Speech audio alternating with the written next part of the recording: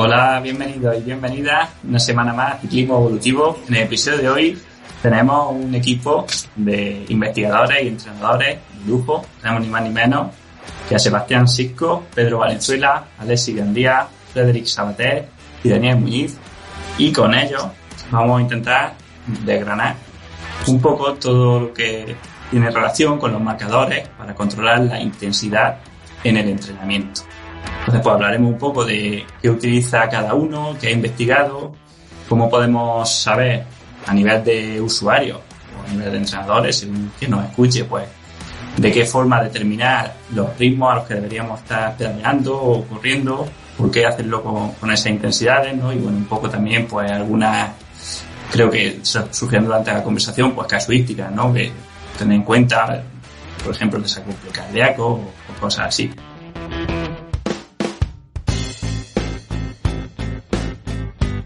Así que, bueno, lo primero sí que me gustaría que fuésemos haciendo una pequeña ronda, si queréis, que cada uno se presente brevemente, por lo menos los que no habéis estado todavía en el podcast, ¿no? Pedro y Alexis, y que contéis un pelín, pues, qué utilizáis vosotros, sin entrar así muy en detalle todavía, y ya después, pues, empezamos lo que sería el debate. Bueno, así que si queréis, pues, empezamos, por ejemplo, con Frédéric, que es lo único que repite del anterior.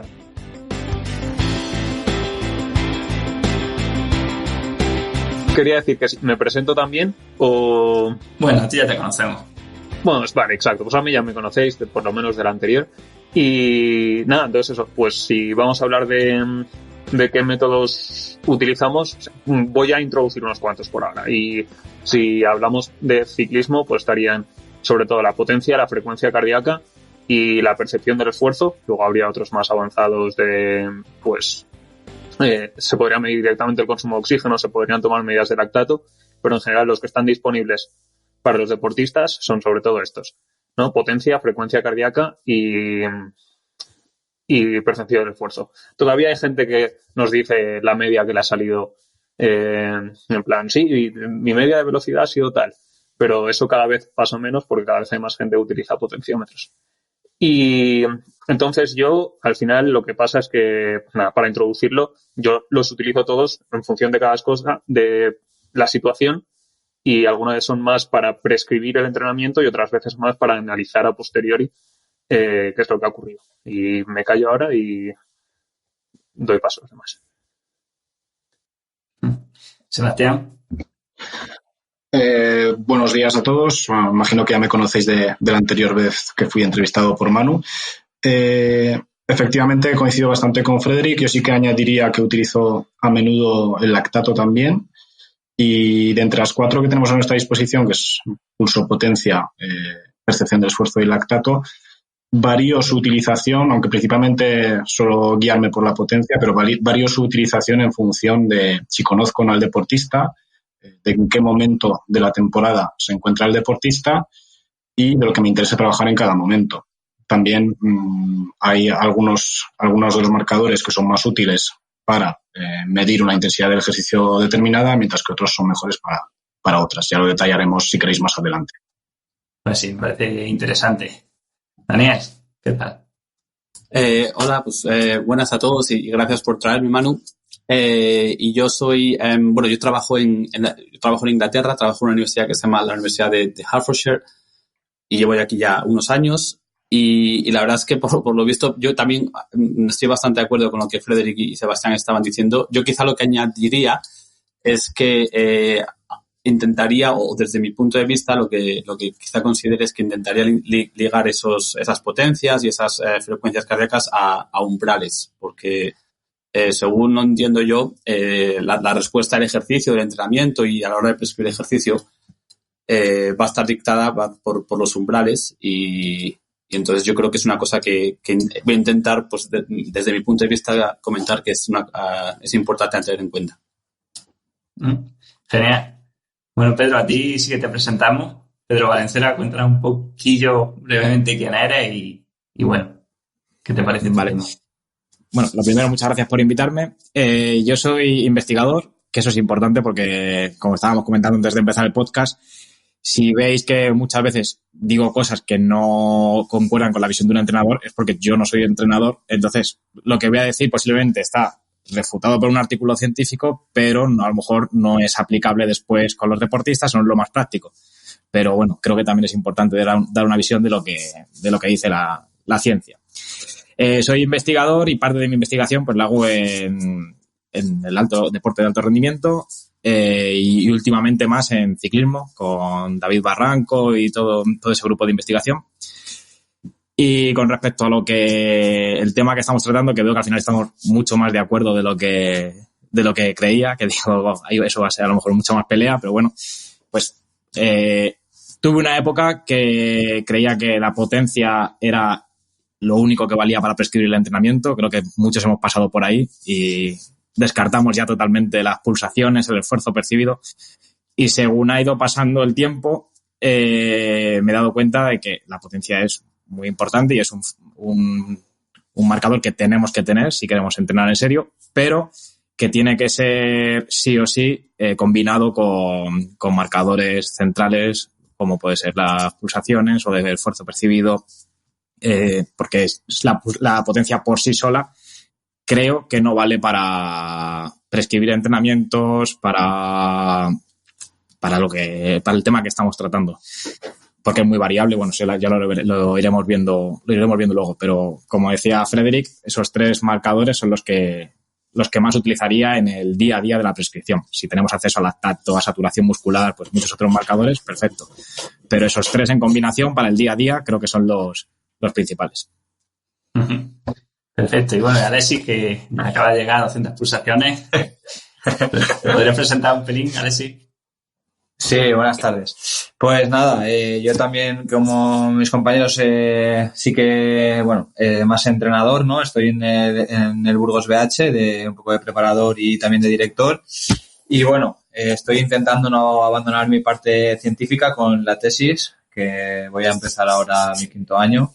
Y bueno, ahí combino un poco las 2 cosas, pero si tuviese que decir un poco más en mi día a día, seguramente sea la labor de preparador. Y la verdad que poco que añadir. Lo han puesto todo sobre la mesa, es lo que yo creo que es con lo que todo el mundo estamos trabajando hoy en día. Y bueno, a partir de aquí es verdad que como vamos a sacar ahora diferentes temas, pues la manera de combinarlos, la forma de cuantificar o de analizar, seguramente con las mismas herramientas de trabajo, pues cada uno llegue seguramente a distintos puntos o distintos modelos de análisis, pero lo que han comentado, la verdad que yo creo que está muy bien y es lo que se está haciendo ahora. Bueno, de momento parece que estoy bastante de acuerdo, ¿no? Y es lógico, pero sí que me gustaría que empezásemos a desgranar un poco algunos temas, ¿no? Por ejemplo, empezando por el tema de la potencia, ¿no? Que creo que mucha gente lleva el potenciómetro por llevarlo, ¿no? Y mira los vatios y intensidad, 300 vatios, 400 vatios o vatios kilo. Pues me han dicho que para ganar el Tour hay que mover 6 vatios kilo. Pues entreno a 6 vatios kilo. ¿Pero por qué entrenar a 6 vatios kilo? Porque tengo que mover esos vatios, ¿no? Entonces, un poco, ¿a qué tendríamos que fijarnos o cómo podríamos calcular o saber qué potencia tenemos que tener en cuenta a la hora de entrenar? Si queréis, empezamos por ti, Dani, que nos has dicho lo de los umbrales. Bueno, a ver, lo de los 6 vatios kilo tienes que mantenerlos durante media hora, 40 minutos, ¿no? 45 minutos. Yo creo que la clave de la potencia, no la clave, pero bueno, una de las cosas a considerar en la potencia es qué potencia puedes mantener durante cuánto tiempo. Porque, voy a poner un ejemplo muy, muy tonto, pero hoy estaba haciendo un evento en los que traíamos a chicos de instituto aquí a la universidad para un poco enseñarles lo que hacemos y tal. Y no sé si habéis visto el vídeo del ciclista que tiene que mantener la potencia para tener una tostadora encendida y si no una tostadora se salta. Entonces el ciclista, que es un ciclista y unos músculos así, tiene que mantener 700 vatios y todos los estudiantes o casi todos los que vinieron pudieron producir 700 vatios. Pero claro, los producen durante 1 segundo, 2 segundos. Entonces yo creo que cuando hablamos de potencia, yo desde mi punto de vista tenemos que pensar también cuánto tiempo tenemos que mantener esa potencia, porque como os digo, yo creo que todos los que estamos aquí, y me apuesto a que la mayoría de los oyentes pueden producir 700, 800, el número que queráis, pero quizá lo puedan producir durante 1 segundo, 2 segundos, 3 segundos, 5 segundos. Pero la clave también va a ser si tenemos que mantener, no sé, 200, 300, 400 vatios durante 1 hora o 2 horas. Entonces, yo lo lanzo ahí que para mí la intensidad la tienes que ver también desde el punto de vista o teniendo en cuenta la duración del ejercicio. No sé los demás qué piensan, que si ¿cómo lo ven? Sí. Con respecto a lo que comentaba Manu, por ejemplo, pues sé que tengo que mover esos vatios, voy a entrenar a esos vatios. Yo creo que el tema principal, o mi duda principal es cuando, imagínate, vamos a pasar a correr, quiero bajar del maratón en 3 horas, intento correr al ritmo objetivo, me baso en el ritmo, me baso en unas pulsaciones que sé que van a trabajar mi umbral y después ya posteriormente trabajo el ritmo objetivo. Yo antes, como he dicho, pues siempre era de trabajar a las potencias objetivo o a los ritmos objetivos, es decir, medidas de carga externa, y cada vez más voy pasando a carga interna porque creo que generan una respuesta más. Has dicho tú antes que había que trabajar en base a los umbrales. Pues creo que es más estable la respuesta de la frecuencia cardíaca que de la potencia en esos umbrales. Me explico. Cuando tú mueves... Quieres trabajar al umbral, por ejemplo, y sabes que tu umbral lo tienes a 300 vatios. Lo tienes a 300 vatios cuando estás sin fatiga, pero cuando te vas fatigando, posiblemente ese mismo umbral lo tienes a 250 vatios o 230 vatios. Sin embargo, por lo que he leído y por lo que he comprobado, las pulsaciones a las que tienes tu umbral son mucho más estables. Es decir, si tienes tu umbral a 160 pulsaciones, siempre va, o más o menos, va a ocurrir en torno a esas 160 pulsaciones. Entonces, a la hora de entrenar, últimamente estoy atendiendo bastante a las pulsaciones, por ejemplo, pues al 100% de las pulsaciones del umbral, al 90%, y no tanto a la potencia o a la carga externa, ritmo, potencia, sobre todo en condiciones de fatiga, en condiciones de calor, que sabemos que afectan mucho a la potencia o a la carga externa.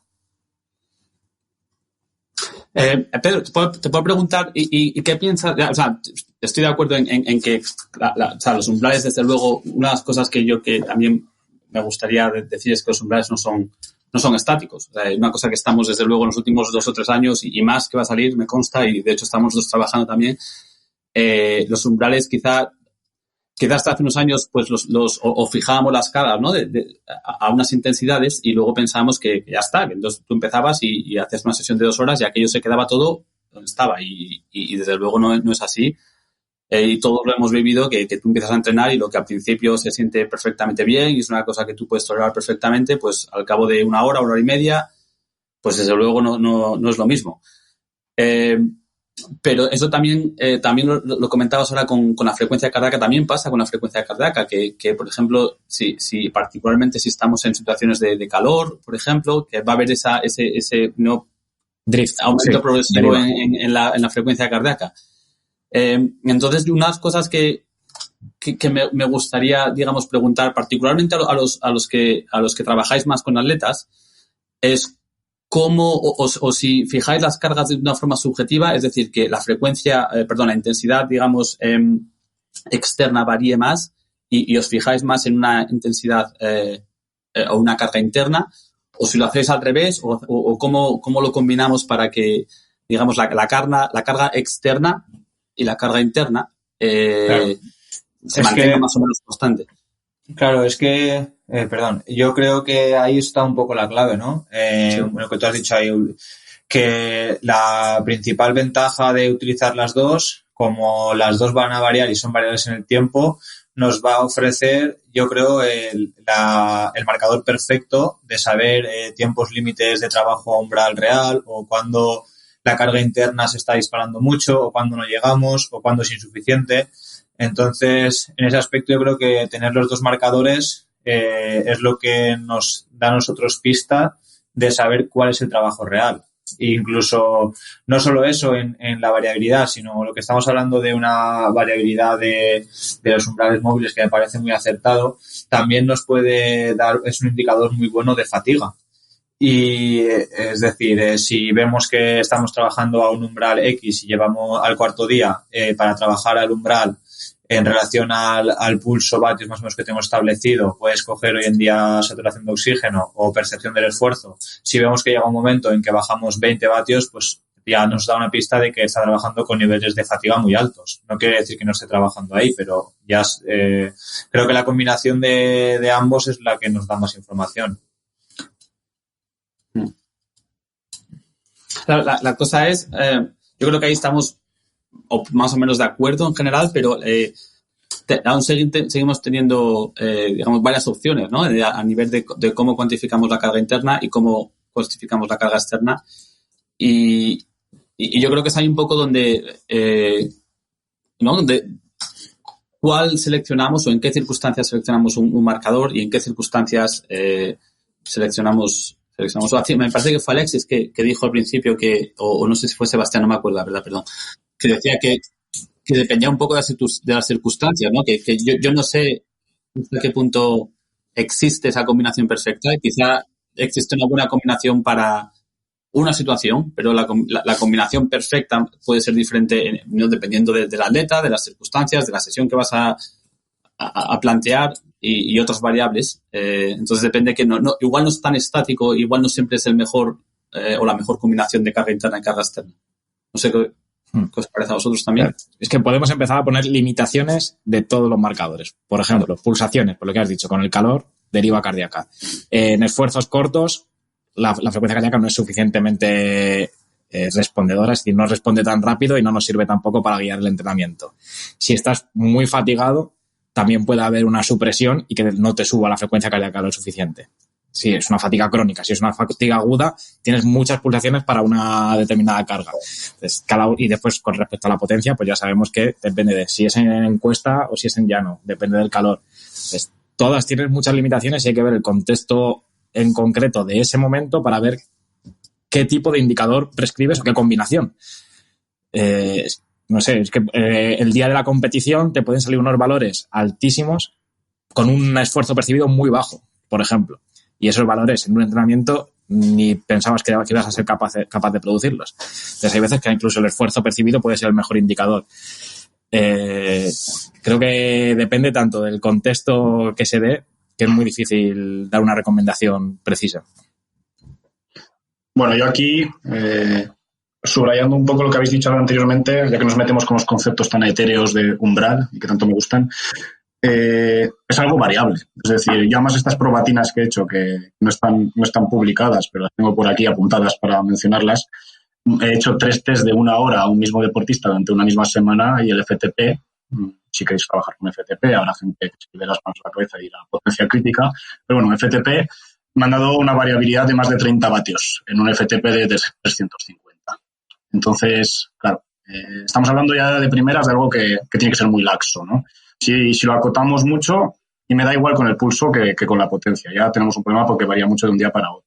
Después, y aquí sí que algunos os lleváis las manos a la cabeza, yo directamente ni determino un umbral de pulsaciones, porque a mí me parece que cuando entramos ya pasamos del dominio de intensidad moderada con el tema del pulso, ya se produce aquí un batiburrillo de cosas que es complicado de gestionar, por lo tanto yo el trabajo por pulsaciones lo determino siempre en base a las pulsaciones máximas y no un umbral de pulsaciones que nunca lo determino. Y después, en línea con lo que he comentado previamente, yo utilizo ambas. ¿Cuándo utilizo cada una? A mí me gusta mucho trabajar con las pulsaciones cuando inicio con un deportista al que no conozco de nada o con un deportista que viene de una lesión o que viene de una fase en la que no ha estado haciendo nada. ¿Por qué? Porque con el tema de la potencia tenemos muy complicado determinar esa primera transición, ¿no? Algunos lo llamaréis VT1, otros lo llamaréis LT1, me da igual cómo lo queráis llamar. La primera transición, así como pues con el tema del FTP o la potencia crítica, la segunda transición más o menos la sabemos determinar. Esa primera transición es mucho más complicada de determinar con la potencia. Entonces, yo ahí sí que utilizo el pulso. ¿Cómo? Pues determinando 60, 65, 70% de la frecuencia cardíaca máxima. Y simplemente vas observando cómo la potencia asociada a las pulsaciones va subiendo, que normalmente en esas fases iniciales, cuando vienes de la nada, pues ese incremento es rápido. Después, también puedes actuar a intensidades bajas al revés, ¿no? Que es, asocias una potencia fija y vas observando qué es lo que ocurre con la frecuencia cardíaca. Observas esa deriva, quizás toca, dependiendo de lo que quieras trabajar, bajar un poco la potencia que le estás pidiendo al deportista, ¿no? No la observas, pues quizás puedes plantear a subirla un poquito más. Y después, en cuanto al marcador de carga externa, que también os llevaréis las manos a la cabeza, yo sí que utilizo el FTP, me gusta mucho más que la potencia crítica. Lo utilizo para todo el trabajo de intensidad como referencia. ¿Y por qué lo utilizo? Pues porque, además, aquí voy a meter caña, que esta mañana he escuchado el podcast anterior de Manu y no sé quién lo dijo, si fuiste tú, Frederic, lo siento, pero alguien dijo que el FTP no era científico. Si un marcador que nos permite determinar indirectamente el MLSS con un número test de 20 minutos y que tiene el mismo tiempo al agotamiento que MLSS no es científico, pues ya me diréis vosotros que es científico, ¿no? Entonces, para trabajo de intensidad, yo trabajo con el FTP. Bueno, la verdad, Bueno, yo no sé. ¿Voy yo? Sí. No sé si lo dije yo o no. Igual lo dije, igual no. Pero, o sea, si lo dije, no me gustan las palabras que utilicé porque decir que algo no es científico no sé exactamente qué significa. O sea, podría haber dicho que la validación científica que ha hecho no me parece suficiente o no sé lo que podría haber dicho. De todas formas, o sea, no critico necesariamente el que se use el FTP o no, porque creo que al final ahí lo que importa realmente, o sea, una cosa que sobre lo que estaba diciendo Sebastián, que yo creo que es súper importante, es que muchas veces cuando la gente lee artículos, bien sea artículos científicos o bien sea artículos por internet, es de utiliza esto, utiliza lo otro, utiliza la otra cosa. Y yo creo que hay una cosa ahí muy importante que es, esto depende de lo que estaba diciendo Sebastián al principio de, por ejemplo, cuando empieza con un deportista, cuando vuelve de una lesión. Yo creo que hay momentos que para mí un poco la perspectiva es cuando o bien conozco poco al deportista o bien está la perspectiva de que va a aumentar muy rápido el nivel, de que va a mejorar muy rápido. Trabajar con potencia, por ejemplo, trabajar con ritmos corriendo, yo lo veo más problemático porque lo que te puede ocurrir es que los ritmos estén cambiando muy, muy rápido y entonces tendrías que estar haciendo test todo el rato. En cambio, si utilizas la frecuencia cardíaca, incluso si asumieras que la frecuencia cardíaca tiene bastante error, que podemos discutirlo todo lo que queramos, pero incluso si asumes que tiene bastante error, va a tener menos error que el error que viene del cambio de la intensidad porque estás mejorando tu forma física. Entonces, si trabajas eso más o menos al 70% de tu frecuencia cardíaca máxima, vas a seguir trabajando el 70% de la frecuencia cardíaca máxima. Entonces, por ejemplo, es una razón que yo veo muy valiosa para trabajar con la frecuencia cardíaca. Luego, por ejemplo, especialmente en carrera a pie, que muchas veces sabemos a lo que vamos, porque no es igual que en ciclismo tú estás entrenando para hacer carreras en ciclismo, pero no estás entrenando para normalmente una subida concreta, una cosa que sabes la duración real. Pero estás entrenando en carrera a pie para una carrera de 10 kilómetros o de media maratón. Yo creo que si tú quieres hacer un tiempo en media maratón, al final tienes que entrenar por ritmos. No implica necesariamente que tengas que entrenar al ritmo de 10 kilómetros, pero tienes que entrenar por ritmos porque hay un ritmo que puedes mantener 10 kilómetros, un ritmo que no puedes mantener todavía 10 kilómetros porque es demasiado rápido, entonces tienes que extender la duración a la que puedes aumentar ese ritmo. Por ejemplo, si dices, quiero que si mi ritmo de 5 kilómetros eran 4 minutos el kilómetro y ahora quiero hacer los 10 kilómetros en 40, pues eso, o sea, es una cuestión de ritmo, al final tiene que llegar. Y entonces yo creo que eso es en la potencia también, si alguien tuviera un objetivo claro de, pues no sé, hacer la quebrantahuesos, por ejemplo, la quebrantahuesos igual es demasiado larga y entraría demasiado la fatiga, ¿no? Pero de decir, vale, para cada cuesta tengo que ser capaz de subir a este ritmo. De hecho, incluso en carreras de ultra trail, yo lo utilizo el ritmo de subida, no es la potencia, pero el ritmo de subida de la velocidad vertical y de decir, vale, entonces en este caso yo sé que si quiero hacer este tiempo, estas subidas hay que hacerlas en tantos tiempos, entonces tengo que ser capaz de mantener a una intensidad relativamente baja esto. Entonces ahí yo creo que hay una cosa súper importante que es el rol del entrenador, y si alguien se autoentrena, el rol de sí mismo, de vigilar y mirar y cambiar cómo van cambiando estas cosas una respecto a la otra, que es justo lo que estaba diciendo Sebastián. De decir, hay un momento en el que yo tengo una frecuencia cardíaca y una potencia. Yo le puedo estar diciendo, de hecho yo a veces, especialmente en trails, lo que le digo a la gente es por percepción del esfuerzo. Entonces, a tal percepción del esfuerzo, pero yo, aunque prescriba por percepción del esfuerzo, que para eso primero el deportista tiene que aprender, entonces con gente con experiencia, luego yo voy y observo la frecuencia cardíaca y la velocidad, o la velocidad vertical si es en subida. Y entonces, a partir de esto, luego yo vuelvo y eso es lo que yo estoy utilizando para medir cómo va cambiando y entonces para decir, esta percepción del esfuerzo, igual lo que se cree que es un 6, en realidad está siendo un 8. Está yendo más rápido teniendo en cuenta lo que yo esperaba. Y no significa que yo tenga razón, sino que hay una una disonancia, por decirlo así, me sale en inglés, perdón, pero una disonancia entre lo que yo estaba esperando que él hiciera y lo que él está haciendo al final, ¿no? Y entonces eso es lo que tenemos que ir corrigiendo todo el rato para decir, pues lo mismo, si le he pedido los ritmos y la frecuencia cardíaca es más alta de lo que yo me esperaba, eso nos da para pensar, ¿qué pasaba? ¿Hacía mucho calor? Si hacía mucho calor, ya está. Pero si no hacía mucho calor y lo que estaba pasando era que, no sé, que la frecuencia cardíaca está más elevada, igual se ha puesto enfermo o igual simplemente le ha dado un ritmo que es demasiado alto. Pero es esto de que es siempre un círculo, por decirlo así, ¿no? Que tenemos que ir buscando y comparando el uno con el otro. Me caigo. Se han hablado muchos temas, pero bueno, uno que sí que me han dado ganas de participar es que también depende del objetivo de la sesión, como dices. Yo, por ejemplo, ahora me he preparado un maratón hace un mes y al principio de esa preparación hacía, como decía Sebastián, pues unas pulsaciones fijas, decía no quiero pasar a 160 y iba viendo cómo mejoraban mis ritmos para esas determinadas pulsaciones. Sin embargo, al final, cuando ya se acercaba las semanas del maratón, es que sí o sí quería hacer un tiempo en el maratón. Entonces empezaba a trabajar a ritmos específicos para mejorar la eficiencia a esos ritmos. Entonces, cambio, por ejemplo, la variable objetivo de un periodo de la temporada a otro. Y, por supuesto, yo porque me conozco muy bien y tengo mis propias percepciones y sé si un ritmo lo puedo sostener o no por el esfuerzo percibido que comentas.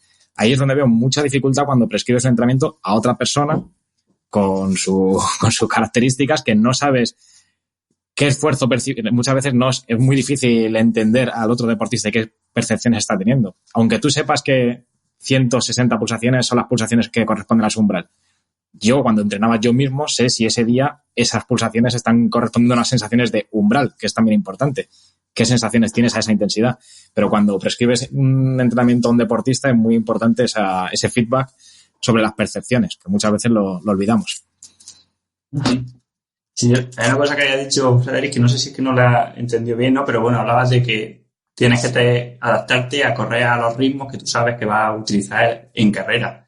Pero yo, en mi opinión, creo que uno no se adapta al ritmo, sino que el organismo no entiende de velocidad o de potencia, sino del estímulo que estamos aplicando. Y a veces, con menos potencia, por determinadas condiciones o por la forma en la que la hemos hecho, pues estamos creando el estímulo, el que sea, el de falta de oxígeno, hipertermia, el que queramos, y generaremos adaptación, mientras que otras veces esos mismos vatios a lo mejor vamos sobrados, porque al final somos variables, ¿no? Y, o sea, unos mismos vatios o una misma velocidad pues nos puede estar haciendo que estamos por encima de umbral o por debajo de umbral, ¿no? Entonces, solo fijarnos en los vatios como forma de mejorar quizás fuese un poco limitante, ¿no? Y de hecho esto lo quería juntar para preguntaros a vosotros si según el ritmo utilizaríais un marcador u otro diferente. O sea, si por ejemplo para las sesiones largas preferís utilizar la frecuencia cardíaca, mientras que para las series más cortas, más específicas, más intensas, pues utilizáis vatios, y para otras sesiones, repetición de esfuerzo, por ejemplo. Sí, por empezar yo a dar un ejemplo, para las sesiones cortas tengo bastante claro que carga externa, es decir, vatios o ritmos en carrera. Para las sesiones largas depende un poco del objetivo y ahí es mucho más difícil contestar, porque como entran en un juego tantos factores, no sabría decirte para las sesiones largas, es que depende del objetivo de la sesión, pero muy posiblemente más pulsaciones o esfuerzo percibido, a no ser que sea una sesión específica para trabajar ritmos que quiero tener en la competición. Sí, añado un punto más a la pregunta, ¿vale? Para que me lo respondáis, y es que es una pregunta muy típica. ¿Qué pasa si en una sesión de estas, por ejemplo, imagínate en un fondo, qué pasa cuando llevamos 3 horas y de repente se desacopla la frecuencia cardíaca y el pulso y los vatios, perdón? Y, o sea, muchas veces la gente me pregunta, ¿no? O nos pregunta, ¿a qué le hago caso? ¿A los vatios o a las pulsaciones, ¿no? O a la presión de esfuerzo. Sebastián. Bueno, yo iba un poco a contestar a lo que decía Pedro.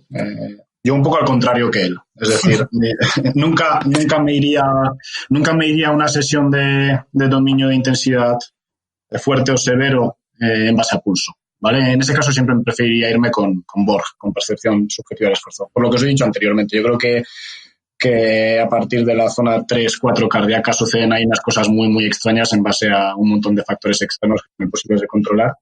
Y luego también dependerá un poco, yo lo veo así, dependerá de si queréis controlar adaptaciones principalmente musculares o adaptaciones centrales, ¿no? En cuyo caso un marcador u otro pues puede ser más idóneo, ¿no? Al final, imponiendo una carga externa, como puede ser la potencia en este caso, sabes que a nivel muscular se va a producir un determinado tipo de trabajo, ¿no? Y un poco por comentar más el aspecto de la percepción del esfuerzo, que me parece que está muy olvidada, pero es muy interesante. Nosotros también hicimos unas probatinas en el laboratorio con deportistas que hacían pruebas de esfuerzo para determinar ese segundo punto de inflexión. Y veíamos como aquellos que son más experimentados y aquellos que tienen más nivel, es decir, ambos, son capaces de determinar mucho mejor los puntos de inflexión que aquellos que no lo son. Es decir, cuando le pedías a un deportista de mucho nivel, dime dónde crees que ya te has pasado, vamos a hablar de umbral, aunque ya sabemos todos cómo va ese concepto, ¿no? Dime dónde crees tú que está tu umbral. Y luego lo comparabas con la tabla de gases, lo comparabas con la tabla de lactato y decías, pues es que realmente los que tienen mucho más nivel son capaces de clavarlo muchísimo. Entonces, a partir de ahí, lo que os he dicho yo, si solo me dierais a elegir Borg o frecuencia cardíaca y sesiones de intensidad umbral, consumo de oxígeno, lo que queráis, me iría siempre a Borg. Y luego, otra cosa para la que utilizo yo Borg, que no sé si coincidiréis conmigo, en las sesiones de mucha intensidad me gusta comparar siempre percepción de esfuerzo con potencia al inicio de la sesión para determinar si hay una correcta recuperación o no. Es decir, imaginad que he planteado unos intervalos a umbral de potencia, que como os he dicho anteriormente siempre planteo una franja bastante ancha de vatios, y antes de proceder con los intervalos me gusta meter un intervalo a la misma intensidad pero mucho más corto y pedirle al deportista la RPE. Y en función de cómo sea esa RPE decidiré si tendrá que decidir el deportista en el momento, pero yo le doy ya las indicaciones. Pues a lo mejor si te estoy mandando para calentar un intervalo de 5 minutos a esos vatios y luego tienes 3 de 20 minutos y la RPE ya te está siendo de 9 en el de calentamiento, a lo mejor hoy no es el día, ¿no? Entonces, en esa combinación potencia-RPE también la suelo utilizar bastante. Bueno, por aclarar, yo también he dicho que quería decir que en esfuerzos intensos sí que me quedaría con potencia, no con pulso. Y por supuesto el Borg tiene Borg, esfuerzo percibido, para los oyentes que no sepan lo que es Borg, es una escala de esfuerzo percibido del 1 al 10 o del 1 al 20. Y sí que la utilizo mucho. Y respecto a cómo usarla antes de prescribir una sesión, no sé si conocéis el test de Lambert, que test submáximo de Lambert, pues viene a ser algo parecido, que es como un pequeño test cortito submáximo antes de realizar una sesión, en el que mides a una determinada pulsaciones, mides potencia y esfuerzo percibido. Viene a ser lo mismo, al final es una combinación de factores. Y así ves cómo está esa combinación de factores siempre a la misma intensidad y ves si ese día está fatigado o no fatigado y si puede cumplir con la sesión o si está mejorando el fitness a largo plazo. Ese tipo de pequeños calentamientos, o lo podemos llamar de distinta forma, para ver cómo va evolucionando a largo plazo, creo que es muy interesante. Igual que está muy de moda la variabilidad por las mañanas todos los días, pues que a lo mejor antes de cada entrenamiento hacer un pequeño test submáximo para ver cómo va evolucionando el fitness o cuando hay días que se van mucho de los rangos normales, creo que también es interesante. Sí, a ver, que está esto interesante. La verdad que estoy aquí medio embobado escuchando y bueno, hemos venido a comentar un poco las cosas. La primera cosa es el tema que has comentado del pulso de los vatios para prescribir una sesión en base a más larga o más corta. Bueno, lo que ha dicho en este caso Sebastián, pues, el tipo de trabajo que quieras hacer, por supuesto. Pero yo a veces voy más quizás a lo simplista, ¿no? Un poco lo intento hacer según la comodidad del deportista. En el aspecto de, es una sesión donde los vatios van a ser más cómodo para él porque es llano, pues sé que está en esta zona, quiero que trabaje en el llano porque quiero trabajar esto y demás, pues igual los vatios interesa más porque sé, que vive en el País Vasco, quiero que haga un fondo cerca de decir, pues el primer umbral y quiero que haya todo el día ahí enganchado, pues igual ahí trabajar sobre un rango de vatios es que se vaya todo el día volviéndose loco, mientras que puedes prescribir por frecuencia cardíaca y seguramente sea un poco más fácil de llevar para él, ¿no? Entonces, ahí un poco también siempre pensaría un poco en la comodidad de por ejemplo, cuando prescribimos Transmoto, la Transmoto por vatios sería tener un accidente, sin embargo se tiene que hacer por pulsaciones. En este aspecto yo siempre hago también eso, poco buscando la comunidad de cada deportista que tiene en ese momento.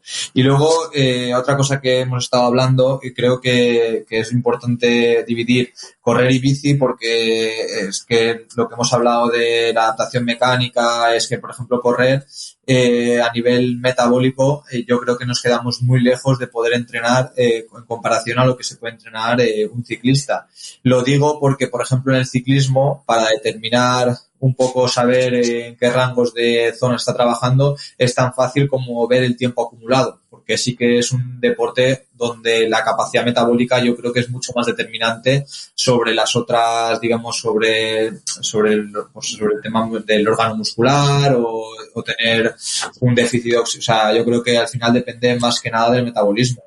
Y ya creo que se ha visto un poco ahora con el tema del entrenamiento digestivo cómo han cambiado los esfuerzos post 2-3.000 kilojulios y yo creo que es por este motivo. Y creo que no me dejo nada por comentar de un poco de lo que estábamos comentando.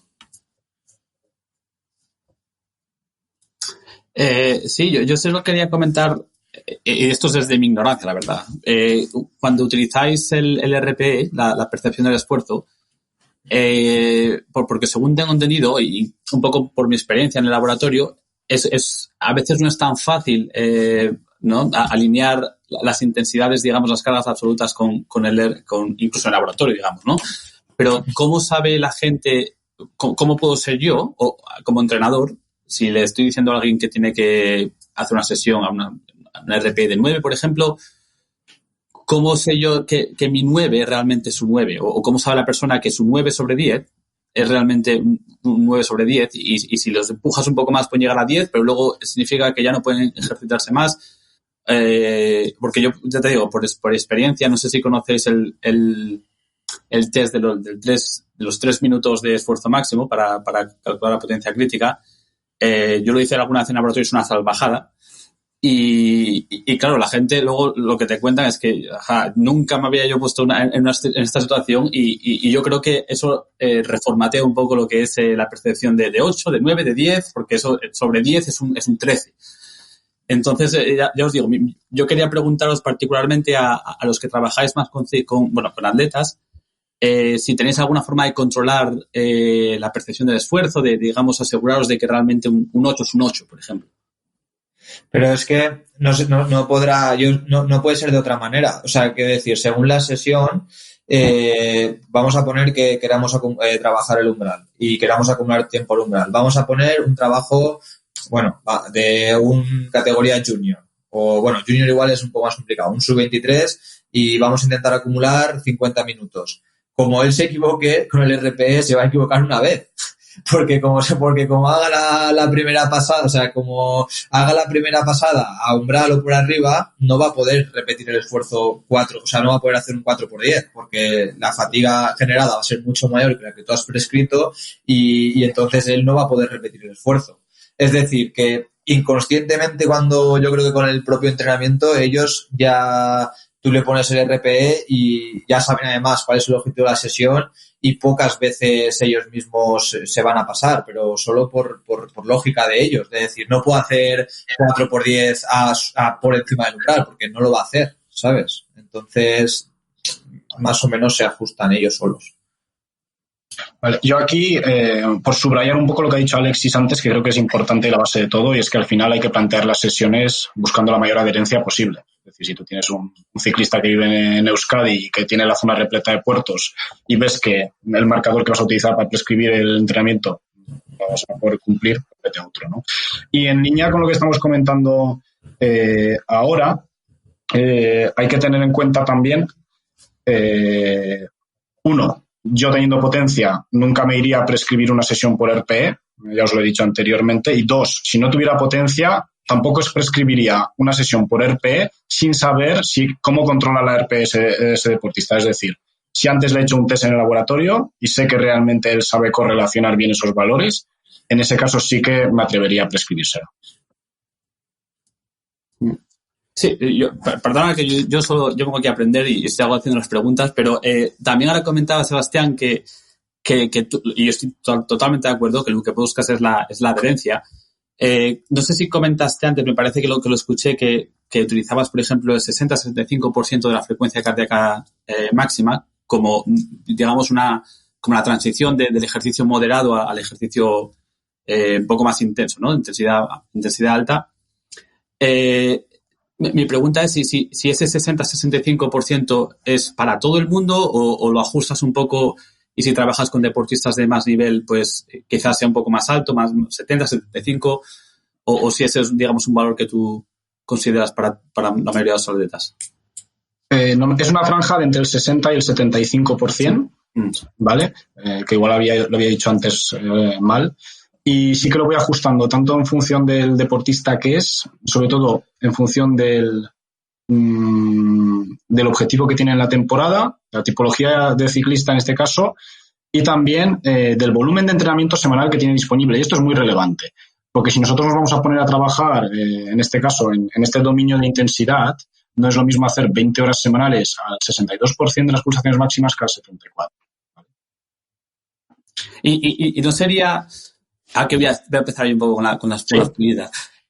¿No sería mejor entonces si los tienes en el laboratorio y les mides los gases, por ejemplo, y determinas el umbral aeróbico con los gases, ¿no? El gas exchange threshold, no sería posible o no sería mejor, quizá, en tu opinión, utilizar esos marcadores o la potencia que está asociada a esos marcadores? Y ya te digo, estoy totalmente de acuerdo que si, desde luego, estamos diciendo, lo dijimos antes, que esos marcadores no van a estar estáticos, pero si los vamos monitoreando, si tenemos la posibilidad cada 3-4 meses, pues ir ajustando un poco en base a eso.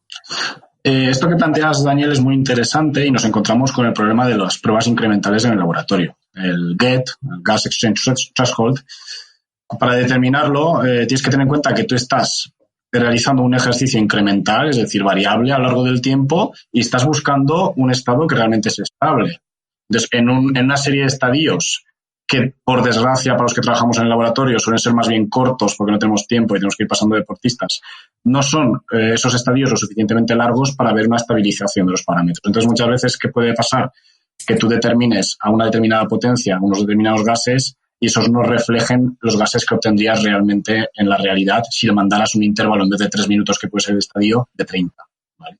Entonces, eso también es un tema un poco peliagudo y pautar la intensidad del ejercicio en base a eso yo tendría muchísimo cuidado. Lo llaman tiempo medio de respuesta, básicamente. Sí. Eso se puede ajustar de todas maneras. De hecho, hay fórmulas que te puedes tener en cuenta el retraso que hay entre lo que mide el analizador y lo que está pasando. Hay unos segundillos ahí, entonces tú lo puedes tener en cuenta, y a la hora de calcular tus digamos, intensidades con umbrales basados en valores fisiológicos, pues puedes tener eso en cuenta. Y estoy de acuerdo que sí, estás haciendo un test incremental para intentar definir lo que pasa durante ejercicio a una intensidad constante, pero puedes, digamos, ¿cómo lo diría? Tener en cuenta esas limitaciones e intentar reducirlas un poquito con algunos truquillos, como quien dice, ¿no? Yo, en respuesta a lo que dices, me voy a algo, en mi caso al menos, algo bastante más sencillo que eso. No me voy a los gases para determinar esto. Y lo hago con un test que es precisamente a donde iba, ¿no? Es para qué utilizo yo el lactato, principalmente para estas cosas. Para un test de 3-4 cargas constantes, pero muy largas, estamos hablando de cargas de entre 7 y 12 minutos, 3-4 cargas, ya más o menos intuyendo por dónde viene el deportista, buscando dónde se va a encontrar esa transición. Y yo, en mi caso, aquí hay 40 umbrales determinados, cada uno utiliza el que quiere. Yo utilizo el primer incremento de 0,5 milimoles litro a partir del estado inicial.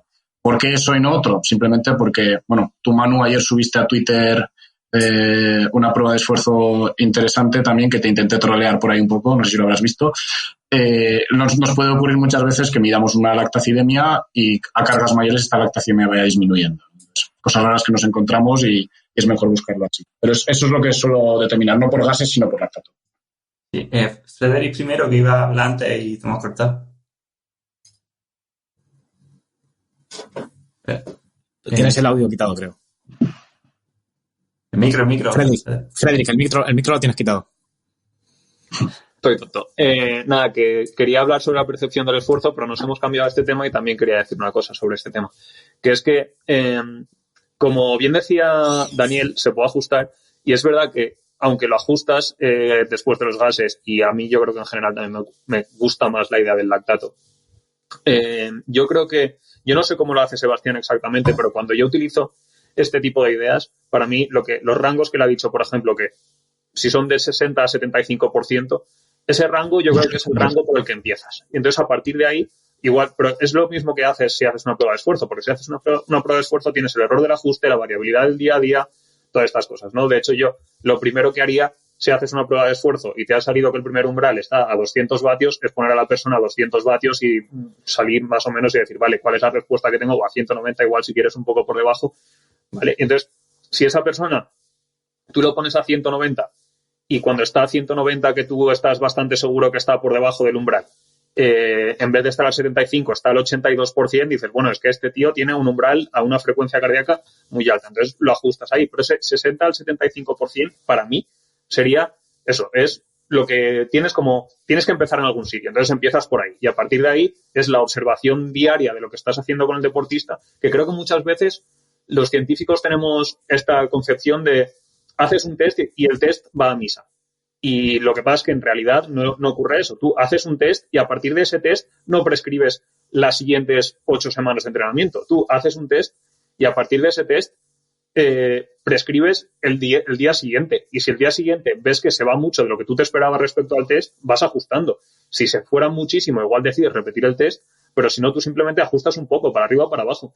Y sigues haciendo todos los días eso, todas las semanas, cuando vas a prescribir el entrenamiento. No es, el programa de 12 semanas se basa en este test y lo que dice el test está fijo. Eso, yo estoy totalmente de acuerdo con Frederick y sí, al principio cuando he escuchado a Sebastián sí que quería volver a sacar este tema porque sí que me había parecido como que prescribía en base a un porcentaje de la frecuencia cardíaca máxima para todos por igual, y aunque ya he comentado que lo va ajustando según el test de lactato, etcétera, sí que creo que hay mucha gente que lee a lo mejor, pues el umbral suele estar al 80%, 85% de la frecuencia cardíaca máxima y entrena a esa frecuencia cardíaca máxima. O incluso en estudios científicos, muchas veces se prescribe una intensidad, sobre todo en estudios más médicos, pues todos los participantes entrenaron al 85% de su frecuencia cardíaca máxima. Y creo que eso resulta en una heterogeneidad en las respuestas de los sujetos muy alta. Es decir, mi 85% puede no tener nada que ver con el de Dani o con el de Alexis. Y creo que no depende necesariamente de la forma física, que eso también es algo que se dice mucho, pero realmente no hay tanta ciencia que lo apoye. Es decir, no siempre los deportistas más en forma tienen un umbral a un porcentaje más alto. Que eso siempre se ha dicho, que vas como ampliando tu umbral, con la teoría de la casita, etcétera, pero el porcentaje al que tienes tu umbral por sí solo no dice nada de un deportista. Y hay una heterogeneidad, pues, desde los 75 hasta el 95% en el que puedes tener el umbral, y no los que los tienen al 95 son necesariamente los que están más en forma. Entonces creo que sí que hay que individualizarlo, ya sea con una prueba de esfuerzo, con un test de lactato, como sea, pero no va por lo que estamos aquí, que por lo que veo ya lo hacemos, sino que la gente no puede prescribir entrenamientos al 80% de la frecuencia cardíaca máxima para todos, buscando que las respuestas sean parecidas. Ni copiar la fórmula de 220 menores de edad, eso, por supuesto. Cosas así, sí. Daniel.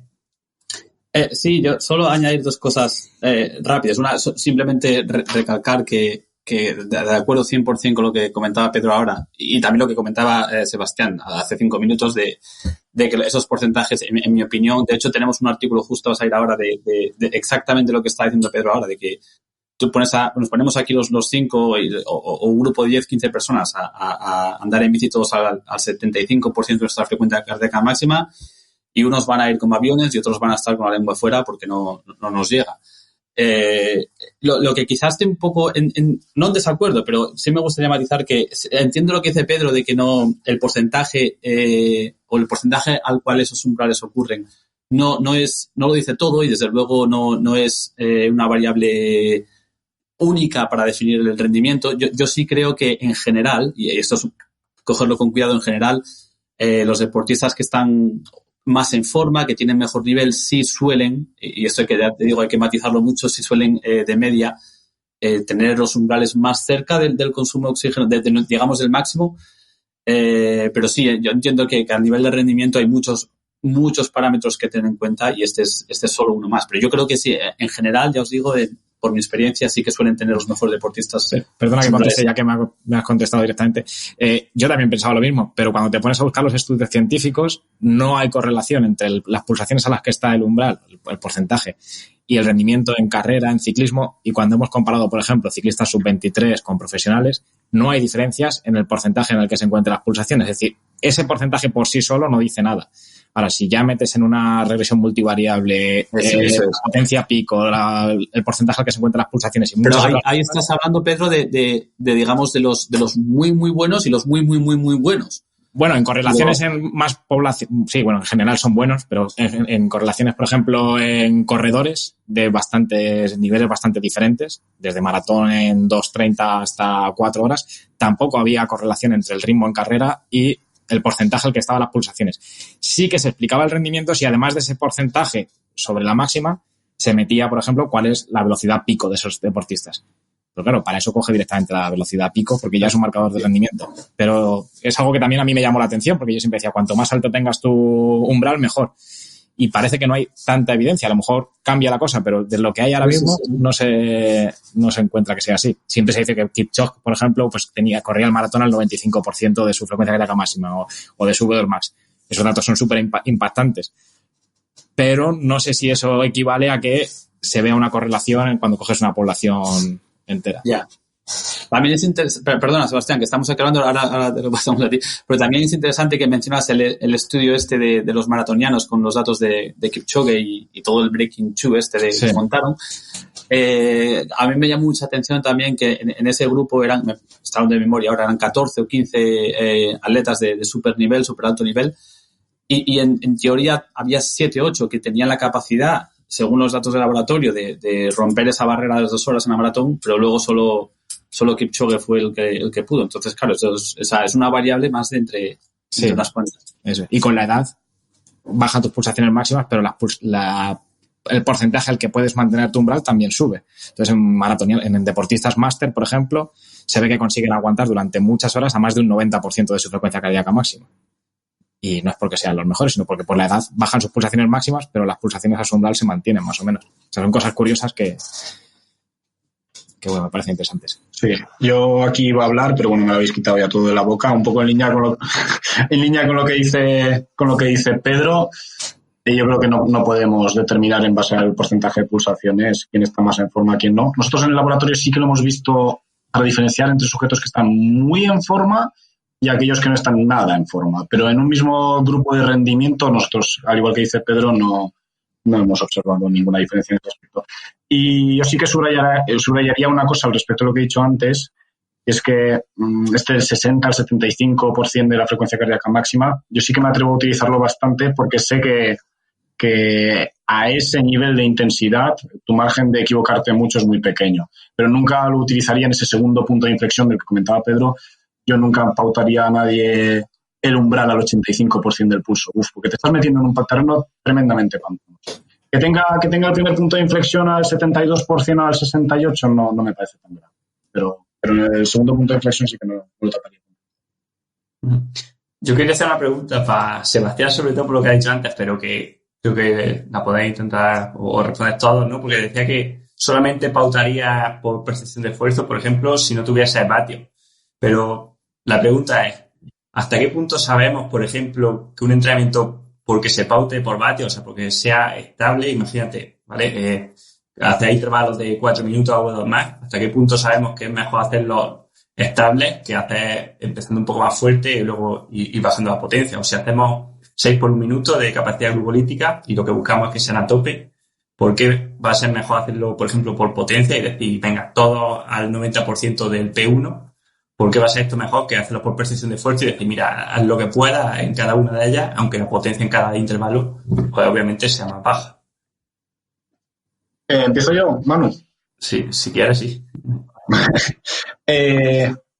Bueno, de esto yo creo que no tenemos mucha evidencia científica sobre cómo se ha hablado mucho de maximizar el tiempo en zona, ¿no? Pero realmente luego a la hora de revisar papers tampoco veo claramente de qué me hablan. ¿Por qué lo pautaría por potencia y no por RPE? Pues una razón muy simple. Yo creo que os habrá pasado a todos que habéis intentado hacer intervalos. Yo una vez me he puesto a hacer intervalos de consumo máximo de oxígeno sin mirar los vatios y como un burro detrás de una zanahoria. Quería hacer 3 minutos a 400 y empezaba a 600. Luego miras la gráfica y dices, pues si es que me he pegado un tercio en intervalo trabajando a lo que no quiero trabajar. Entonces, con la referencia de los vatios de ahí, yo creo que, sobre todo en trabajo de alta intensidad, el irte a la RP es muy peligroso, porque ya sabéis que la cinética del oxígeno, por ejemplo, en el primer minuto de un intervalo, es que hasta que a ti te llega la percepción real del esfuerzo que estás haciendo, parece que estás yendo tranquilo y estás trabajando muy por encima del consumo de oxígeno, por decirlo así. Bueno, pero antes llegas, ¿no, Sebastián? O sea, si va más pasado, pues antes llega algo más. Antes llegas y tendrás que ver si con la utilización glucolítica que has tenido al principio del intervalo te va a dar para terminarlo. Porque a lo mejor tu intervalo originariamente planeado de 3 minutos se va a quedar en 1 minuto 40 por ir por la RP. Entonces ahí ya estás entrando un poco en el círculo vicioso que no sabemos realmente solucionar, que es, ¿me va a servir más el intervalo de 3 minutos a intensidad V2 max o no? Maximizar el tiempo en zona, ¿no? Es el debate que yo creo que está en boga hoy en día. Sí, esa es la cuestión, ¿no? Que tampoco se sabe que por estar más tiempo a V2 max, o sea, aunque lo miras por gases, tampoco sabes si es mejor, ¿no? Y de hecho esto lo que hablaba, creo, no me sé si era Sailes, ¿no? Pero hablaban de un sweet spot de consumo de oxígeno, ¿no? En torno al 105% de umbral, ¿no? 90% del V2 max. ¿Frederic? Yo lo que quería decir era un poco sobre eso, lo que estaba diciendo antes Sebastián de la percepción del esfuerzo, y es una cosa que me parece curiosa porque lo estaba pensando mientras lo decía él, y yo creo que a mí mismo, con mi potenciómetro, que es un poco cutre, solo de vía a la izquierda, comparado con correr, y yo tengo mucha más experiencia corriendo que yendo en bici, creo que esa percepción del esfuerzo, o sea, si yo quiero ir a un ritmo que sé que me va a resultar una percepción del esfuerzo alta, por decirlo así, de lo que sea un 9, y es corriendo, ¿sabes? Yo digo, bueno, estando yo en forma, podría decir, vale, me voy a poner a hacer 3 minutos a 3.30 o 3 minutos a 3.20 y yo puedo hacer 3 minutos a 3.20 y luego tendré poco error. En cambio, tengo la percepción de que, no sé si a los ciclistas les pasa lo mismo, de que con el ciclismo, con la potencia me resulta mucho más fácil hacer ese pico para luego bajar. Y no sé si es por la mejor relación entre la percepción de tu esfuerzo con la percepción de tu velocidad mientras vas andando, que se pierde un poco en bici porque hay mucha más diferencia o porque es.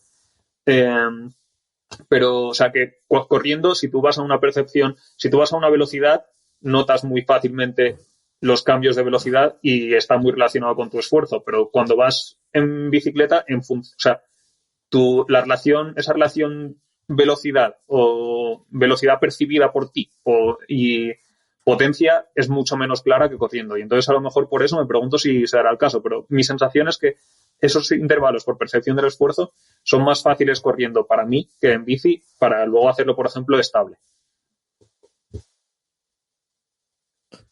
Luego, sí, no sé si ha pulsado la mano, sí, ¿no?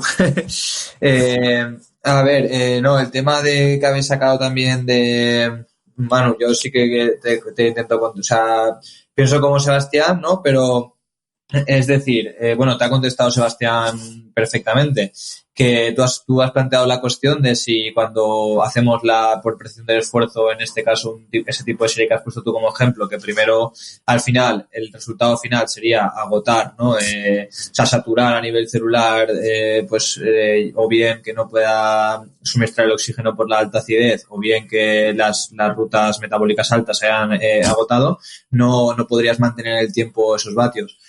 Entonces, en respectiva a esto, yo sí creo que, por ejemplo, todo lo que sea de consumo de oxígeno para abajo, sí que siempre y cuando el deportista lo sepa recuperar bien, o sea, lo pueda recuperar bien, a mayor trabajo, o sea, es un poco lo que vemos con la altitud, con la calor, o sea, y un poco estudiando las vías de señalización moleculares, todas indican que a mayor trabajo, mayor adaptación. Otra cosa es que muchas veces nosotros los preparadores, yo creo que somos los peores en eso, pecamos de ambición y la preparamos nosotros.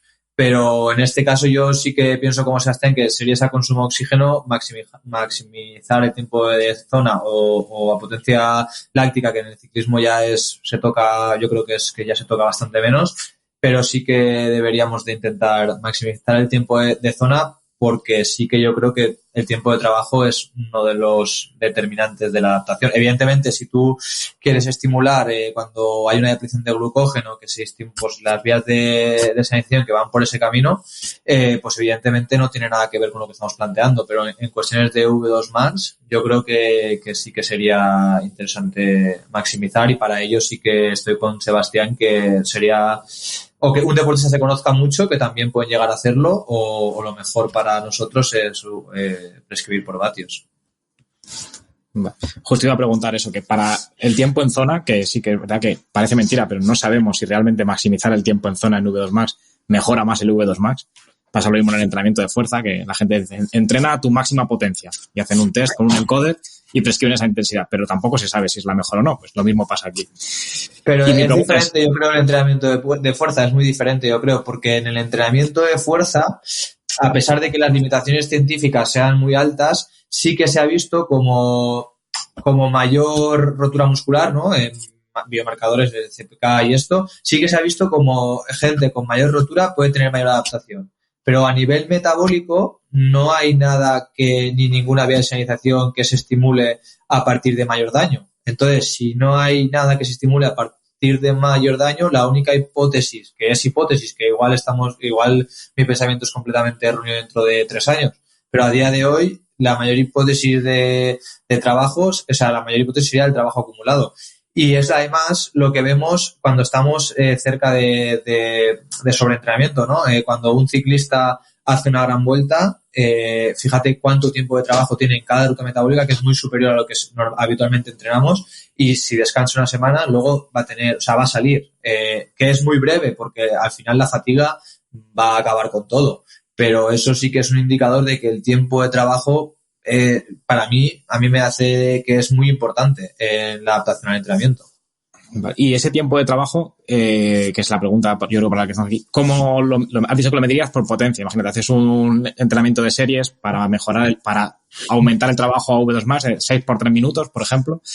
¿Cómo cuantificas después el tiempo que ha estado V2 Max? ¿En función de la potencia asociada al V2 Max o de la frecuencia cardíaca asociada al V2 Max? A lo mejor, como el V2 Max es un marcador más cardiovascular, tenemos que fijarnos en las pulsaciones, o nos fijamos en algo más periférico como la potencia. Es que eso no es... Mira, eso yo me lo planteo muchas veces. No es tan fácil de cuantificar una cosa así, o sea, eso al final la única manera de cuantificar es la observación y estar pendiente de un deportista. Y yo te voy a explicar por qué pienso eso. Tú puedes acumular tiempo, por ejemplo, en una carrera llana, tú puedes acumular tiempo V2 Max mucho, y la frecuencia cardíaca también mucha, pero para estimular el V2 Max tiene que ser un tiempo a esa intensidad continua.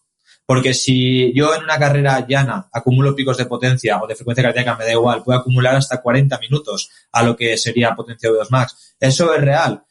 Claro que es real, pero no estamos trabajando V2 Max. O sea, es un tiempo que se acumula de manera fraccionada. Entonces, no tiene nada que ver ese trabajo ni esa estimulación a nivel adaptativo de lo que sería un trabajo específico, por lo que dices tú, series a partir de 2-3 minutos, o plantear un HIIT que al final yo, como soy de aquí, pues he aprendido con Chicharro y haces el protocolo de intentar estimular al máximo aeróbico con una recuperación para que no aumente la lactaticemia y cosas así, ¿no? Pero eso cuantificar lo he planteado 1000 veces, y es porque yo al principio me hacía tablas, ¿no? A final de semana de cuánto tiempo acumulaban, y no es real, porque puedes acumular tiempo en zona, me da igual que eso es más que umbral, que no es real, porque si no es continuo no vale. Entonces no sabemos el trabajo, nunca vamos a saber el trabajo real que estamos haciendo.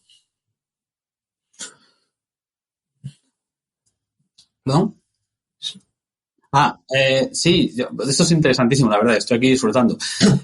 Yo quería preguntar vuestra opinión otra vez, ya que estamos hablando de cómo aumentar el consumo de oxígeno máximo, si tenemos en cuenta, según lo veo yo y según lo que parece que dicen los estudios científicos, el consumo de oxígeno se llega a estabilizar por debajo de la potencia crítica, pero no se estabiliza por encima de la potencia crítica, si lo que tenemos que centrar un poco contestando también o comentando lo que decía Pedro, debemos considerar también el tiempo que pasamos o la cantidad de trabajo que realizamos por encima de la potencia crítica. Y un poco por ahí también quería preguntar si aparte, de nuevo, los que trabajáis más con atletas, si alguno habéis trabajado o habéis considerado trabajar con el concepto del trabajo prima, ¿no? Que es el trabajo que se puede realizar por encima de la potencia crítica y un poco entendiendo eso como una especie de batería, vamos a llamarla anaeróbica / glucolítica / como queráis, aunque no sea así del todo correcto, pero bueno, para que nos entendamos. Y un poco como la batería que se utiliza cuando nos ejercitamos por encima de la potencia crítica y luego la recuperamos o llenamos otra vez la batería cuando estamos ejercitándonos por debajo de la potencia crítica. Y si alguna habéis considerado eso como una herramienta que se pueda utilizar para, de nuevo, cuantificar el trabajo que se hace por encima de la potencia crítica y, por lo tanto, el consumo va a ir hacia el consumo de oxígeno máximo y un poco eso como una forma de prescribir el ejercicio si lo que se busca es aumentar el consumo de oxígeno máximo. Bueno, sí, yo iba a hablar de otra cosa, pero la verdad es que lo que ha dicho Dani es muy interesante, así que voy con ello. Lo primero, yo soy muy escéptico en cuanto al concepto de potencia crítica, sobre todo determinado con el modelo de los 3 intervalos más bien cortos. Primero porque te están diciendo que va a determinar los dominios de intensidad y por encima del dominio pues se te va a ir siempre al consumo de oxígeno. Curiosamente, cuando se han hecho papers sobre la potencia crítica determinada de esta manera, vemos que el tiempo al agotamiento en esa potencia crítica es de 20-25 minutos. ¿Vale? Yo he verificado una y otra vez en deportistas a los que les he sacado con este método de la potencia crítica, en un intervalo de 30-35 minutos acaban alcanzando el V2 más bien. Entonces, a partir de ahí ya un poco toda la teoría no se me acaba de sostener demasiado bien. Y ya me voy más allá de eso incluso. Nosotros queremos tener un determinante de ese punto de inflexión, ¿no? Para, digamos, pautar el entrenamiento de intensidad y nos estamos yendo a un parámetro que, como he dicho anteriormente, tiene un tiempo al agotamiento de 20-25 minutos. ¿Realmente eso es ningún tipo de marcador de estado estable o como lo queráis llamar? Yo creo que no. Y por eso mismo va en línea un poco con lo que comentaba antes. Yo me voy al concepto de FTP, que correlaciona muchísimo mejor con el MLSS y que en un par de papers míos hemos verificado pues que te damos tiempos de agotamiento bastante cercanos a la hora, ¿no? Ha localizado una intensidad bastante menor que la potencia crítica. Y a partir de ahí, yendo a tu pregunta, Daniel, concepto de W'. Claro, cuando yo creo que se está determinando de una manera bastante mediocre ese dominio de intensidad severa, ¿cómo me voy a fiar yo de pautar en función de esa determinación el trabajo en ese dominio? Entonces, yo también lo he visto que la proyección que te da el W' no se corresponde demasiado bien con lo que luego te acaba dando el atleta. Sí, yo en el debate eterno del FTP contra la potencia crítica, podemos estar aquí 4 horas y no llegaremos a ningún sitio, pero bueno, esto es como ¿a quién quieres más? ¿A papá o a mamá? ¿No? Pues cada uno aquí tiene su historia pero yo lo que preguntaría es así que hay papers o sea, mencionas un par de papers que dicen que la potencia crítica se puede aguantar, o sea, perdón, que la FTP es útil a la hora de determinar una potencia que tú puedes aguantar de 1 hora. Pero eso es diferente al estado estable metabólico, ¿no? Tú puedes tener una potencia que puedes aguantar de 1 hora, pero no tiene por qué ser la máxima potencia a la que tú llegas a un estado estable metabólico. Que luego ejercicios a la potencia crítica se aguantan durante 40-45 minutos de media, estudios que un poco menos, estudios que un poco más, pero bueno, de media vamos a decir, yo que sé, media hora, 40 minutos. También decíamos al principio que estos umbrales de los que hablamos no son fijos. Entonces, quizá lo que pasa es que esa potencia crítica empieza a bajar un poquito y si te ejercitas justo a la potencia crítica, pues lo que pasa al cabo de media hora es que quizá esos umbrales empiezan a bajar un poquito. Y luego, bueno, vamos a dejarlo ahí, sí. Vale. Que cojo carrerilla y... Así que sí, yo eso es un poco mi punto de vista, ¿no? De la potencia crítica. Luego también lo último que voy a decir era que los umbrales para mí no es una intensidad, no es una potencia de 234 vatios y ya está, y 232 bien y 235 mal, ¿sabes? Es un poco una transición, ¿no? También hay algunos que dicen que no es... Depende en qué te bases para definir el estado estable metabólico. Si utilizas el consumo, si utilizas el lactato, si utilizas el lactato, ¿por qué el lactato? Y si utilizas el consumo, ¿por qué el consumo? O debes utilizar la frecuencia cardíaca. Entonces, probablemente depende de qué utilicemos para medir si hay un estado estable metabólico, podremos determinar si hay un estado estable metabólico. Y yo si tuviera que elegir, iría desde luego con el consumo, que para mí es lo que mejor representa el metabolismo y Y desde mi punto de vista, y por lo que algunos artículos también parece que sugieren, la potencia crítica es lo que mejor diferencia ese estado estable metabólico, desde mi punto de vista, de todas maneras. Yo lo que quería decir aquí, que no voy a meterme ni con la potencia crítica ni con eso, yo creo que de eso he hablado en el pasado y yo no lo tengo claro cuál es el mejor, pero creo que todos pueden tener utilidad en función de cómo los uses. Bueno, de hecho sí que me voy a meter un poco. Creo que lo más interesante de la potencia crítica no es el número de potencia crítica, sino el hecho de la curva de potencia, y la curva de potencia se puede sacar sin sacar la potencia crítica. Pero es el hecho de que no tienes un solo punto, sino que tienes múltiples puntos, pero eso, no tienes por qué puedes sacar el modelo del que saca VKO o el que sea. Pero lo que quería decir es que yo con la idea de W' he jugado en mi cabeza. Dadme 2 o 15 años de aprender a programar en Python mejor y igual lo intento en algún momento para jugar con algún modelo. Pero yo he pensado alguna vez tanto en W' como en, no sé si sería W' o el porcentaje de ejercicio que has hecho respecto al máximo que podrías hacer, que es realmente lo que te está diciendo W'. Si has gastado el 75% de W', significa que has hecho el 75% de la duración que puedes hacer a esa intensidad. Y como cuantificación de la carga de entrenamiento, yo creo que lo que falta siempre es ese punto del componente de duración, ¿sabes? Entonces, esa duración relativa, pues cuánto podría ser. Lo que pasa es que, claro, eso es muy difícil de calcular a intensidades bajas, porque a una persona que vaya al 60% de las pulsaciones que decíamos antes, no tenemos ni idea de cuál es su duración total, especialmente porque va a depender mucho de lo que coma o lo que no coma. Todo eso no lo podemos estar metiendo en el modelo. Entonces, todo esto es muy complicado, pero yo creo que podría ser muy chulo de jugar con eso y ver qué pasa. Sí, yo solo voy a decir muy brevemente que estoy al 100% de acuerdo, Frederick, en que esto es, desde luego, es un tema, es lo que está pasando ahora, o lo que mucha gente, desde luego, está intentando hacer ahora. Estoy de acuerdo, nosotros tenemos un paper que saldrá mañana o esta semana, que ya te digo, es complicado, hay muchas ecuaciones muy grandes. Si conseguimos que eso de alguna forma se automatice hasta cierto punto con algún reloj y tenga un poco de validez científica y un poco de validez de la vida y que sea práctico, tiene mucho potencial, pero también creo que tenemos mucho trabajo por delante todavía para refinar todo esto un poco. Pero sí, simplemente añadir eso que sí, tiene potencial, pero tiene trabajo por delante también. Porque yo creo que uno de los problemas con la potencia crítica es pues que depende a lo mejor de la duración de los test que utilices, te va a dar un valor u otro. Entonces, por eso la curva de potencia creo que es algo bastante interesante. Decía Sebastián, por ejemplo, que la potencia crítica da un valor más alto que el FTP, pero si tú metes el valor del test de 20 minutos dentro de la potencia crítica te va a salir más baja que el FTP. Eso te está diciendo que la potencia crítica es variable dependiendo del tiempo que metas. Igual que es variable la potencia crítica, pues también lo es la V' o incluso más variable.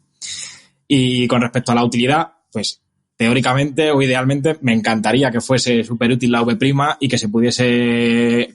Ya había aplicaciones de Garmin que te mostraban como un cubito y ibas viendo cómo se iba gastando la V' y sabías cuándo podías volver a hacer el siguiente esfuerzo. Y creo que en la Universidad de Castilla-La Mancha están haciendo estudios para la prescripción de series atendiendo a esta V' y, por ejemplo, pues individualizar los descansos en función de cómo han recuperado V'. Y ojalá salga adelante y se vea que es súper fiable, porque me parece la leche, pero ahora mismo creo que no hay suficiente evidencia para utilizarlo. Yo aquí en línea con lo que comenta Pedro, que es muy interesante, aunque me creyera del todo el modelo W', que no me lo creo, tendríamos un problema principal, que ya no es el cuánto tienes por gastar, sino la tasa de recuperación. Es decir, yo cuando estoy haciendo intervalos, vamos a figurarnos que el modelo de la potencia crítica lo he modelado bien y tengo el W' que tengo por gastar en kilojulios. Nosotros, el cuerpo humano tiene unos mecanismos muy complejos de recuperación y nosotros no tenemos a día de hoy un método para saber la tasa de reposición, ¿vale? Es decir, no sé cómo pretenderán hacerlo, pero yo ahora mismo, si me preguntaras, no te sabría decir cuándo puedes volver a hacer el siguiente intervalo. No tengo manera de saberlo de manera matemática. Claro, yo es lo que iba a decir, nunca en nuestra vida hemos conseguido, ya no a nivel anaeróbico, no sé por qué no sé por qué tenemos en la cabeza que a nivel anaeróbico es más fácil, si totalmente lo contrario, va a ser más difícil. Y nos hemos empeñado en complementar, ¿no?, la parte del área de la ecuación, y yo estoy con Sebastián completamente de acuerdo. Nunca hemos conseguido saber cómo estimar la recuperación, pero no a nivel anaeróbico, ni a nivel anaeróbico ni a nivel aeróbico. Por tanto, yo estoy con él, que para mí es que además, para mí creo también que es uno de los parámetros que más cambia de un mismo deportista de estar a un buen estado de forma a no estar. Entonces, vamos, coincido 100% con lo que estaba comentando él. Yo tampoco ni me fijo ni se me ocurriría hoy en día para nada mirarla para el entrenamiento. Perfecto, creo que además ya algunos tenéis que ir en breve, así que si queréis hacemos como un minuto que cada uno resuma un poco brevemente lo que piensa o su postura y terminamos. Si os parece, Pedro, empezamos contigo. Vale. Bueno, yo sí que creo que todo tiene limitaciones, como estamos diciendo. Creo que más o menos hemos llegado así a un acuerdo de que hay que utilizar todo en combinación. Pulsaciones, potencia, esfuerzo percibido. Que no nos terminamos de fiar de algunos marcadores o que no lo terminamos de ver como para implementarlos en la práctica como V', que la potencia crítica puede tener limitaciones. Pero dentro de todas esas limitaciones, creo que sí que realizar una prueba de esfuerzo y ver la potencia y las pulsaciones asociadas y el esfuerzo percibido asociado es importante, que después tiene que haber test confirmatorios para ver que realmente eso que has visto en el laboratorio está produciendo las respuestas que quieres en el día a día, en el entrenamiento, y que después depende del objetivo de cada sesión y del momento de la temporada, pues me puedo fijar más. Puedo poner como objetivo una variable u otra, pulsaciones, ritmo, potencia, y tener la otra simplemente como control, pero que hay que medir, si se puede, medir todas. Pues no, más o menos por la misma línea. Yo creo que a la hora de prescribir el ejercicio hay que intentar ser pragmático, pero luego pragmático basado en la evidencia, yo creo. Y bueno, un poco en la misma línea, pues utilizar, no, desde luego, desde mi punto de vista, no utilizar solo un marcador, no utilizar solo la frecuencia cardíaca, no utilizar solo el RP. Todos tienen sus utilidades y sus desventajas, digamos. Y yo un poco lo que diría es que, en línea también con lo que dijo Pedro ahora, que yo sí creo que un test de esfuerzo sí que es importante intentar, o digamos, hacer algún tipo de test, si es en laboratorio o de alguna forma para intentar cuantificar alguna cosa y luego ser un poco constante con la forma que tenemos de cuantificar esas variables y para poder monitorear cómo evolucionamos sobre el tiempo. Es un poco mi resumen.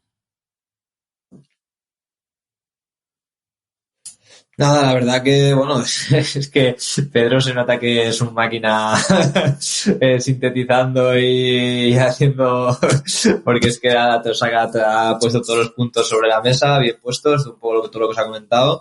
Es que estoy completamente de acuerdo en lo que han dicho y no sé, creo que es la base que nos tenemos que unificar, ¿no? Todos en ser coherentes, en estar tranquilos. Yo creo que no se ha hablado aquí del tema, yo he dejado caer alguna, ¿no? Pero que muchas veces el problema de los corredores son los preparadores, que pensamos que son super máquinas y nada, es tener la ciencia de la mano, ser coherentes y estar tranquilos y poner todo esto a disposición del deportista. Sí, a veces complicamos de más las cosas. Frederick. Yo, por añadir algo, quería decir que hay una frase que creo que es de Joel Filliol que dice algo así como el mejor sistema de monitorización es un entrenador que presta atención. Y creo que para todo esto ocurre un poco lo mismo. Es un poco lo que he dicho yo antes, pero teniendo en cuenta, tenemos que hacer todo esto, tenemos que controlar todo esto. Al final lo que cuenta es que el entrenador o el deportista mismo, si se autoentrena, que compare las cosas, que las vaya viendo, que si un día ha hecho un test de FTP y le ha dado lo que sea, no significa que siempre tenga que hacer las cosas al test de FTP, al resultado que le ha dado, sino que ese es el punto por el que empieza y a partir de ahí ir observando qué va ocurriendo en el entrenamiento, ir ajustando, puede ser para decidir cuándo va a volver a hacer un test o si va ajustando hacia arriba o hacia abajo, porque puede haber tenido muy buen día ese día o muy mal día ese día. Pero entonces, ¿esto qué es? El prestar atención, el estar atentos al proceso y no descargar nuestras decisiones directamente en unos números que nos han salido de un sitio, bien sean de frecuencia cardíaca o de potencia o de lo que sea. O sea, ni en un método ni en los números que nos han salido de un test iniciales, sino pensar todo el rato y estar prestando atención para ver cómo modificamos la prescripción de la intensidad. Genial. Sebastián, ¿quieres cerrar? Yo, a modo de síntesis, diría que en el ciclismo somos unos privilegiados en el aspecto de que tenemos varias herramientas para monitorear la intensidad del ejercicio, en particular la potencia, que es una medición de carga externa, que es la envidia de todos los deportes. Aprovechémoslas. Tal como hemos mencionado todos hoy aquí, creo que un compendio de uso de todas estas herramientas es lo idóneo, y yo creo que durante esta hora y media hemos dado unas cuantas nociones sobre cómo utilizarlas de manera idónea. Pues sí, la verdad que se queda un podcast, yo creo que es súper interesante para que lo escuche. Así que bueno, espero que lo sepan aprovechar y sobre todo agradecer a vosotros vuestra disponibilidad, que hayáis venido hoy, que sé que es difícil y al final juntaros, tenéis tantísimas cosas en la agenda y bueno, os lo agradezco mucho, espero que los oyentes también y bueno, espero que no sea la última que hable con ninguno de vosotros. Muchas gracias por invitarme. Gracias, hermano. Muchas gracias. Muchas gracias.